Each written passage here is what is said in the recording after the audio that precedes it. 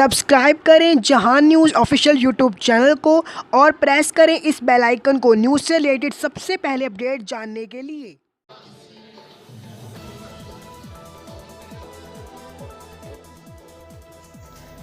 कंदाकोट बिटाई library के अंदर deputy commissioner Munawwar Ali मिट्यानी की सरबराही में कश्मीरियों से इजहार यकजहती के हवाले से एक रोज़ा आगाही सेमिनार का इनेकाद किया गया।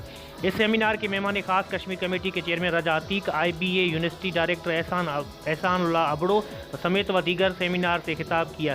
सेमिनार में उस्ताद, तलबात व दीगर शहरियों ख़वातीनों ने कसीर तादाद में शिरकत की। सेमिनार में कश्मीरियों पर 120 दिन से इंडिया की जानिब से कर्फ्यू लागू होने पर इंसानियत सोज वाक़यात पेश हो रहे हैं। किस तरह कश्मीरी इतना बड़ा जुल्म बर्दाश्त कर रहे हैं, उनके जज्बात और एहसास बताने का मकसद है कि पाकिस्तान के कोने कोने से नौजवान कश्मीरियों का साथ दें, सोशल मीडिया और दीगर मीडिया पर आकर इजहार यकजहती पेश करें ताकि UNO इस मामले का नोटिस लेकर कश्मीरियों को रेफरेंडम दिला सकें। कैमरा टीम के साथ कुदरतुल्लाह बंगवार, ब्यूरो चीफ, जहां न्यूज़, कंदाकोट।